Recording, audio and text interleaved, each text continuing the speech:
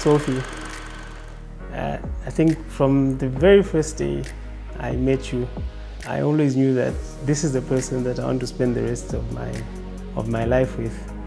As we take another step and begin this journey, I only hope and pray that I can continue putting that smile on your face and continue making you happy. And you deserve everything. You deserve the world, and you deserve everything beautiful that will come your way. Thank you for understanding my unhealthy habits of going to play golf at 6 a.m. I don't think anyone else would have tolerated that. And thank you so much, Sophie. I love you, baby. Greg, I can honestly say when I met you, I didn't think we'd be here. But at every point that we've shared together, you've challenged me and helped me grow as a person, even in my professional life, in all aspects of my life. I am so grateful that I met you. I'm so grateful to the PwC HR. You guys are great. Thank you for providing that environment for us to meet. I love how kind you are. I love how patient you are, especially with me. I love even how we fight and how we resolve our conflicts. And I hope that we'll always grow together. We can't avoid change, but I hope as we grow and we change, we always grow and change together. That you'll always be my best friend. And I'm looking forward to spending the rest of my life with you. Who's the better dancer? I think me. He is, definitely. Who's the better driver? The rougher one is I'm the more calm one, but she's the better driver overall. Thank you. Who plans the more elaborate dates? I would say I've had one or two, but most of them it's Sophie. See, I'll plan it, but when he plans it, like, it's very, very elaborate. Who's more dramatic? No. She's very dramatic. He's the more dramatic one, trust me. No, Just his answer, see how dramatic that was. because I remembered a couple of incidents. I'm like, okay, is there need for that? And lastly, who's more of a thrill seeker? You know, I'd actually say you. I think between the two of us, me. But it's not exactly that I'm a thrill seeker, just that on the lower level that we are, the two of us, I'm probably slightly... Never did believe. So how would I describe Greg and Sophie? I think they're best friends. Sophie is a well put together and very organized human. Like, she is the most organized human I have ever met in my life. And Greg is like, he's just who he is. Like, you can go to Greg, sit down, and you talk like you've been best friends for I don't know how many times. They have been really good for me in the sense that they help me see the world through a different lens as well.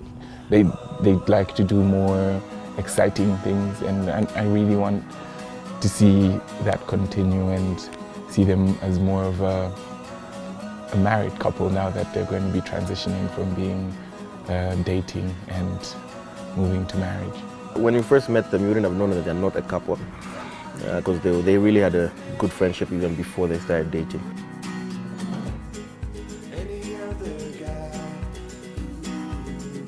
We met at PwC, we worked at PwC. We were both auditors at the time. So he'd already been working there. I had just joined. So you have training in like the boardroom that's downstairs, then you go upstairs and then kind of get to know the other workmates. Someone walks up the stairs and is walking towards your direction. You know when you get awestruck a bit and you know, you look up and you get a bit of shivers in you. And being the newest member on the team, you're kind of in charge of things like the per diems and all that stuff. So I needed to put in the request for that for our team. But I didn't know that yet. So I'm sitting, and then Greg walks over to me and he's like, have you put in the request have you put in the request for the money? So I was like, huh? What money? He says, no, because we're going to be working on this client, and we're going to Solwezi. And he says, you have to put in the request. So I was like, okay. Fine. And yeah, that's how we met.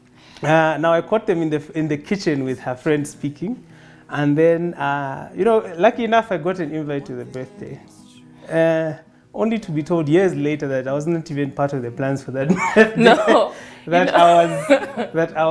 I mistakenly walked into a conversation. I think he commented or something like, oh, it's your birthday this weekend. I'm like, oh yeah, you should come, but not really like, oh, I'm inviting you. So on the day itself, we're setting up, putting balloons up and everything. And then he calls me. I was so nervous. I had to call her, what kind of wine do you like? And I'm thinking, he took me seriously. But at this point, it was too late. So we just went with it. And anyway, now we're here. The best decision I ever made was going to that birthday. I think for me, it was in the beginning very unconscious. I was drawn to him. And I say this because I'm not particularly social. I don't like to be around a lot of people a lot of the time. But I found myself just wanting to be around him. Obviously, this is after now the ice has broken and we can actually have conversations. He's very funny. He made me laugh. And then I noticed his smile. And every time he smiled, for me, I'd be staring. And so his smile always caught my eye. And then I realized, wow, I'm actually staring a bit longer than I should. Yeah. When they say your heart, skips a beat, I actually do believe that. Because whenever I used to talk to her, whenever she used to get close to me, something in me you felt comfortable, and then there's that lightning that just goes through you. His breathing would change, but I thought it's like a flu or something. I don't know.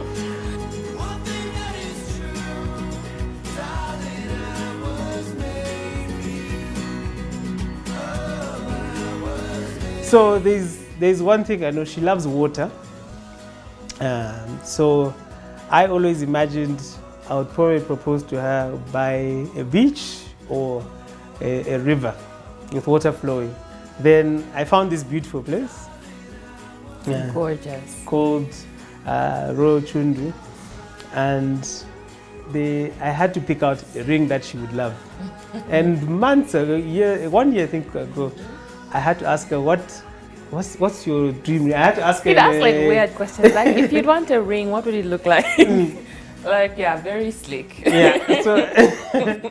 So now even getting that ring, I had to ask a friend of hers, Shula, and say, just take her shopping, go to ShopRite, go by this, pass by Stearns. Just by Stearns, Yeah, and ask her that. for her ring size. I'm like, oh, just in case, if I were to have a boyfriend and he comes to you, I feel like you should know my ring size in case anyone would want to propose, and I should know your ring size.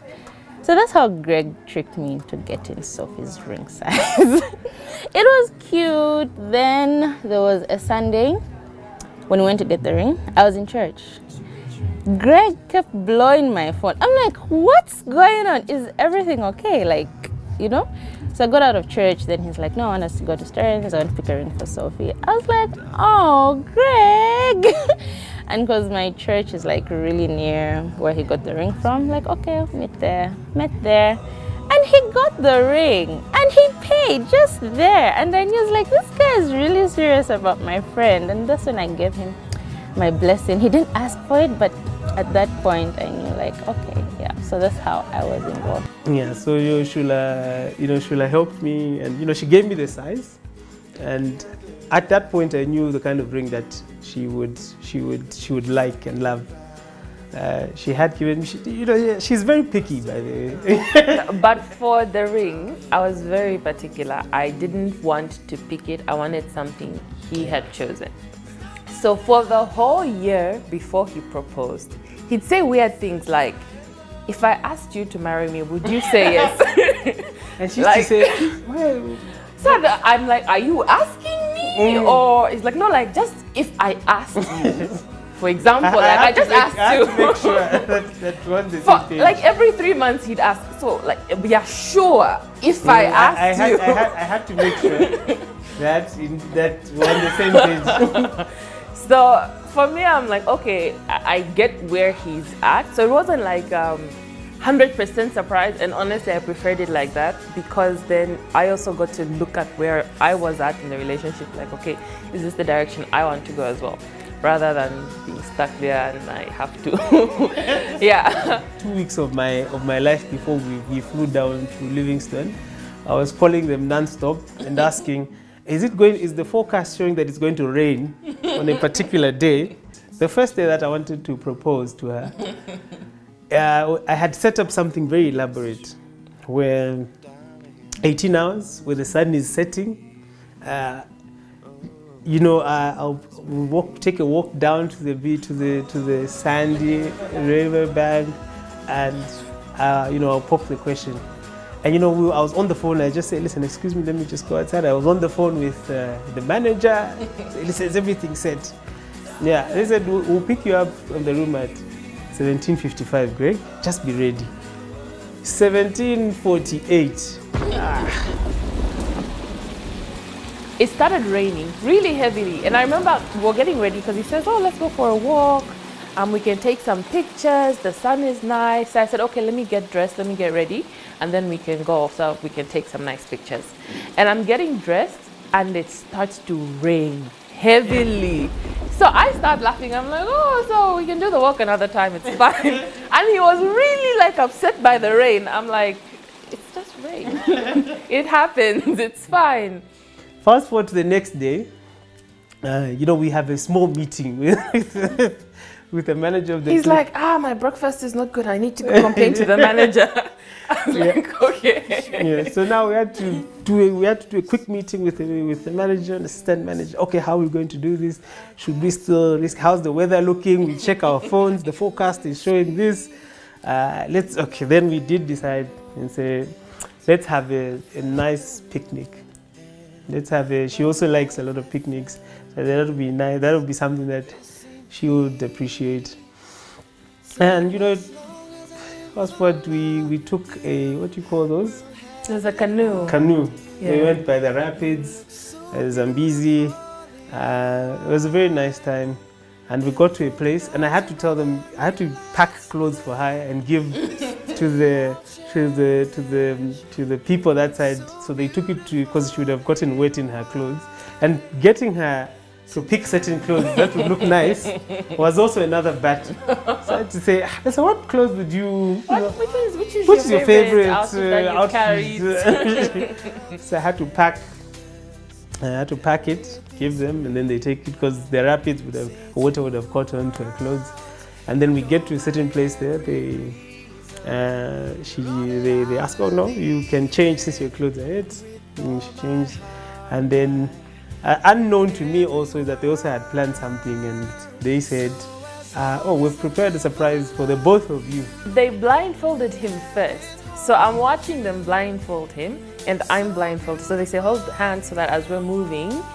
So I didn't realize he'd taken off his blindfold. So for me, I'm like, oh, it's a surprise for both, because it was New Year's Eve, by the way. So I'm like, oh, something for the guests and all that stuff. Yeah. So they took us down to me. I said, okay, cool. So we walked down to the riverbank, and how I had planned it in my head. I even talking to the hotel. It was a beautiful setup. Yeah, so then, I got on one knee. And then he was beside me and then he moved. So I actually was like, wait, where are you going? Like, don't leave me. And then he starts talking and I'm trying to make out like, what is he talking about? And, I love you. What's happening? So at that point I removed my blindfold and like, there's people. First of all, there's like at least 5 people there. There's a photographer. I'm like trying to understand what's going on, and I look in front, and he's on one knee. I'm like, wait, it's supposed to be at the picnic. This is not the picnic. And then I told her there's no other person that I see myself spend the rest of my life with. I give my life to you as well.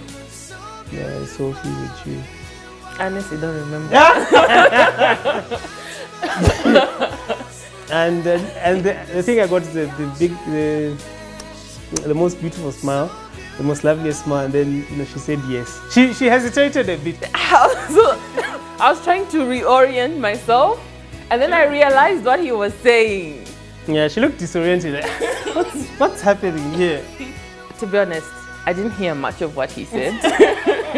I was still trying to figure out what was going on. I just heard the "Will you marry me" part, and now we're here. That was our engagement story. What I couldn't see long before In one word, hectic. There's a lot of nuances that you overlook when you're on the outside looking into these preparations.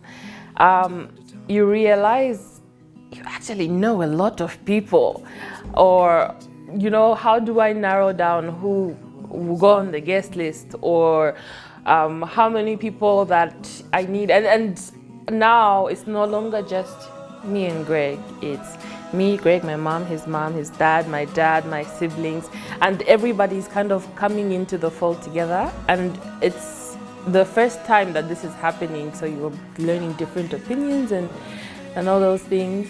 So we got engaged December 31st. From January 1st, we said, let's make a plan of how we expect it to go. We sat down with an Excel sheet. Yeah, because at heart we are accountants.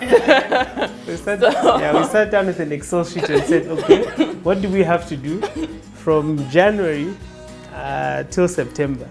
Yeah. Okay, we need to put down a venue. We need to put down what deco we would like, and it's been hectic. It's been a marathon, but something that I think we have also taken, enjoyment and pleasure in with obviously with family and friends together in eventually getting to the wedding. What I want to see is everything coming together. My family and her family, officially become, one big family. There's a lot of things that we have put in detail. For example, Sophie has chosen deco, which I would really love to see come to life. I'm looking forward to the moment that I'm walking down the aisle and he finally gets to see me in my dress, and I really can't wait to see his reaction. I've tried everything to get to actually see the. He really has. He really has. No luck. Sometimes I'll be looking at something online. He's like, "Oh, is it like this one? This is how." And I'm like, "No, you'll see it when you see it." So that's one of the moments I'm really looking forward to. The dancing part at the end, when we all just dance, everybody dances. Obviously, there's the bridal party dance. That one, trust me, you want to see it. But I'm looking forward to the most at the end, when now, all the pressure's off. Yeah. The program's done, and we can just breathe and have fun. That's what I'm looking forward to. And then being married to my best friend. I'm the firstborn daughter. The oldest amongst my cousins as well. So it's like the first wedding, and everybody's been excited. But definitely, particularly my mom. And so, yes, definitely the role she's played has been chief wedding planner, and it's really helped because you cannot do it on your own.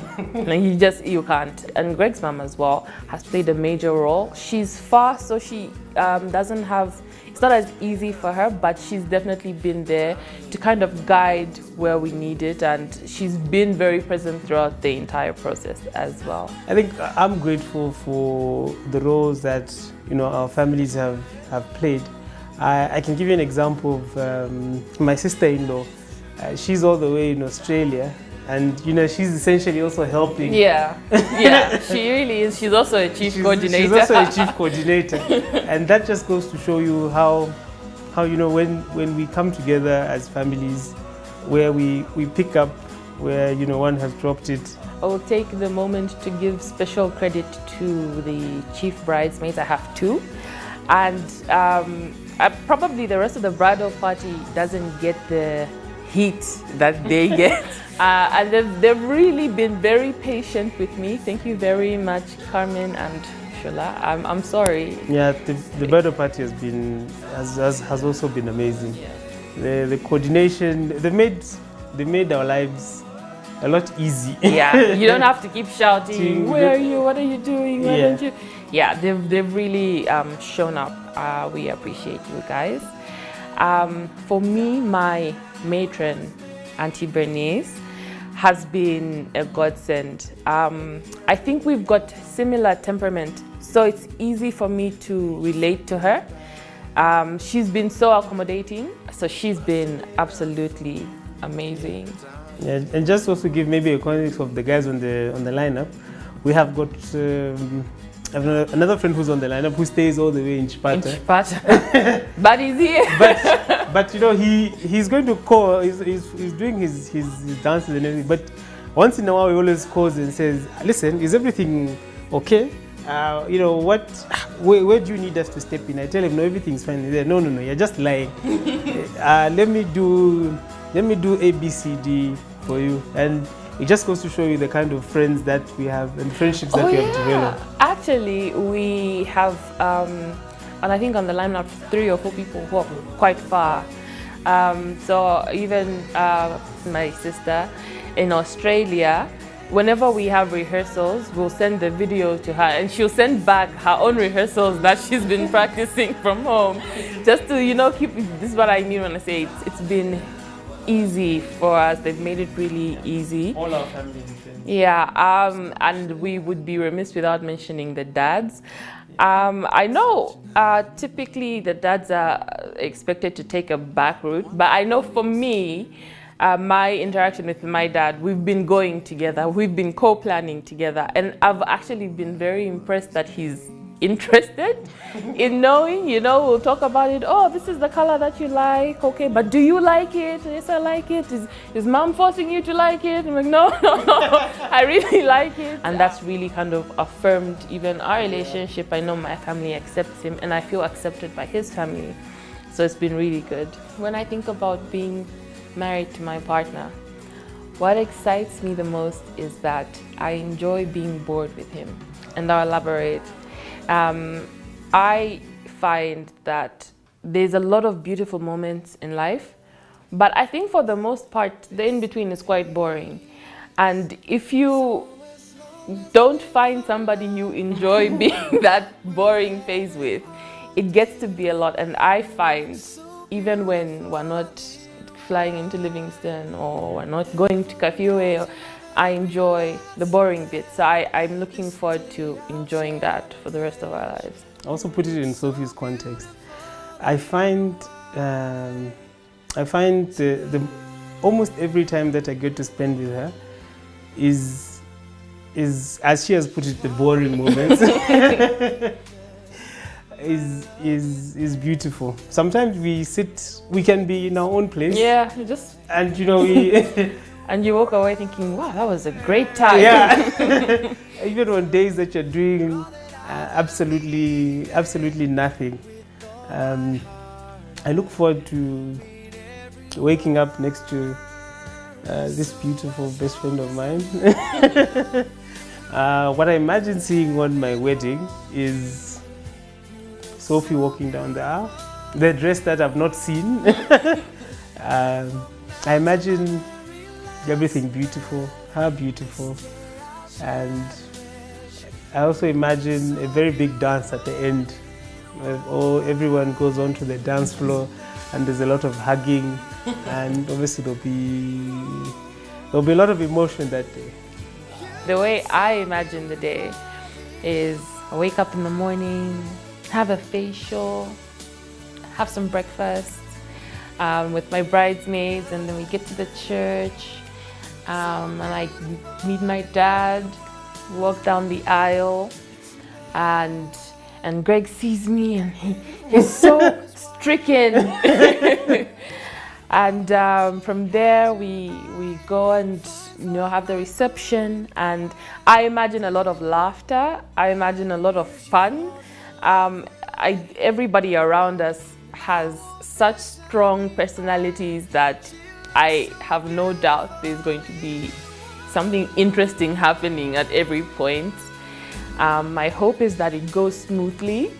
I hope people walk away thinking we've just shared, a big part of these people's lives, and they go away with that warm feeling like they've been a part of something beautiful.